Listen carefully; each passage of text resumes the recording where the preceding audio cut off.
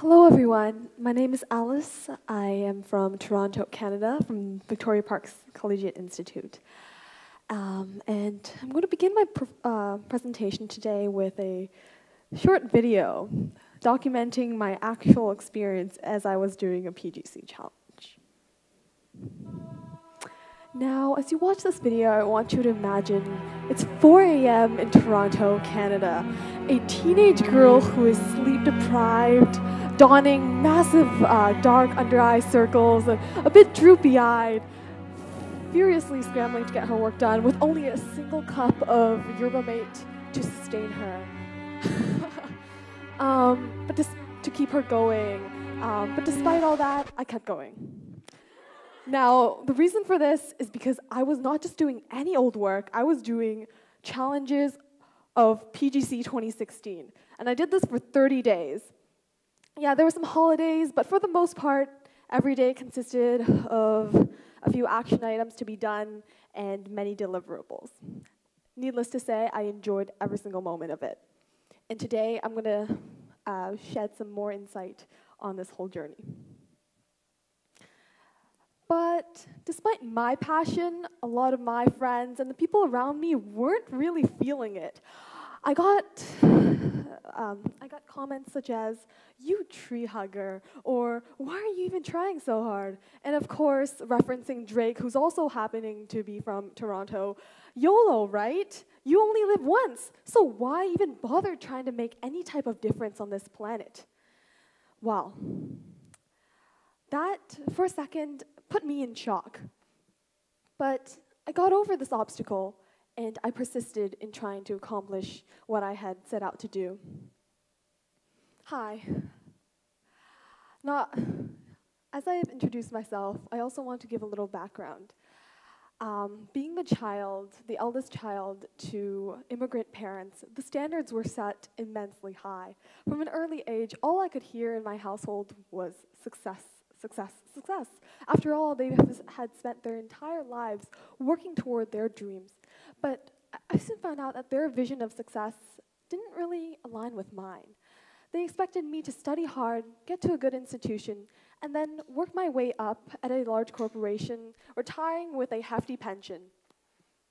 That wasn't the way I saw it. In fact, this inner emotion led me to spend hours on end on social media networks such as Twitter, where I saw this tweet. Now at the end here, you can see win prizes and be the change.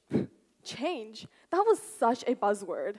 You know, in trying to deal with my parents' high expectations, and trying to look for success, I desperately wanted to be the change. After all, this was me. I got involved in my school sports teams. I fundraised for various causes. I spoke passionately at various events. I made posters, I made poster boards, and I even tried to start a social enterprise thing, which wasn't really done with the right mindset. I ran an environmental organization which largely focused on events. And yes, despite winning some awards, I wasn't practicing what I preached. You see, there was such a difference between exuding change outward and actually embodying it inward. So yes, I was telling everyone, you know, go do this and whatever. But on the inside, I wasn't really as proactive as could be. So despite all of these pictures, this is what happened. The dreaded plastic water bottle. This was in math class in 9th grade of high school. So you might be wondering what exactly happened so that this summer I stood in front of Toronto's harborfront with a glass water bottle in hand. Well, it was things like PGC 2016 which made me look at the glass half full, not half empty. You see, there are so many things in life where you can look at it from both ways, the positives and the negatives. For example, this picture right here. It's from a challenge where I decided to track my waste for the day. You can either look at it from a failed aspect.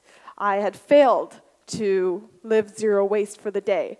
But instead, I reevaluated that and I thought, wow, there is so much potential for me to actually start something new. So I did. I started bringing my reusable containers to school and encouraged my friends to do the same. Eventually, this got to the point where my friends were the ones leading the initiatives, not just me. But it wasn't just limited to waste. Topics such as floss and food, and also Meatless Mondays as an extension. I even began to have the courage to interview a professional, which I would really have backed away from prior to PGC. And by chance, I got the opportunity to make long-lasting friends, make YouTube videos, and also have the courage to post and voice my opinions on social media. Another thing which I would have been petrified of doing before PGC. Most of all, I began living with purpose. You know, in life, there are so many things we can do, but we don't do them for the right reasons. We do them maybe to satisfy our own self-interests, or maybe to look good on a resume, or, you know, to brag about them to your friends. But for me, I began finding my place in the world, and I realized that there is so much more to be done if we all stood up and, I guess, defy the status quo in a way. And, you know, I had this trajectory, this path people assumed I was going to go on, but I took a turn and I said, I'm going to broaden my horizons and look around me. All these resources just waiting to be used. And that's exactly what I'm going to do once I return home. I want to thank you so much for listening, and just know that the PGC journey certainly doesn't stop here. In fact, this is the jumping off point for so many other great things to come. Thank you once again.